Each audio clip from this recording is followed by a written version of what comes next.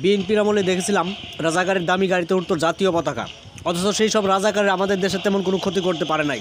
কিন্তু এই আজকের বাংলাদেশে বর্তমানে সরকার দলীয় দেশপ্রেমিক নামক যারা সরকার দলীয় আমলা কামলারা আছে, তারা সবাই দেশের এতটা ক্ষতি করছে যা আমাদের পাক বাহিনী পাকিস্তান কিংবা ওই সব রাজাকারেরও করতে পারে নাই। অথচ সরকার এখন চুপ, কারণ নিজের ক্ষেত্রে হাল গেছে।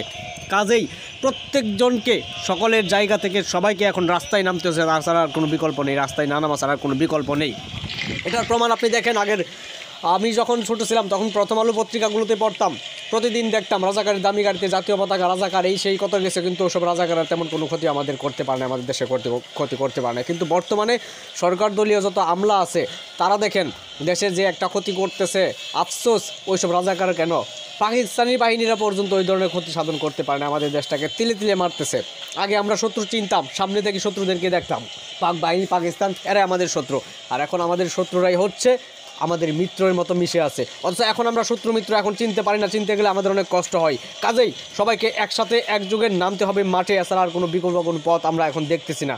কাজেই সকলের প্রতি আহ্বান রইল আমার, সবাই চলে আসুন। এই যে আন্দোলনটা এখন দেখতেছেন, এটা হচ্ছে সিলেটে বৃষ্টিতে ভিজে তারপর আন্দোলন সফল করতেছে ওরা। সবাই একসাথে চলুন আন্দোলনে। আসসালামু আলাইকুম।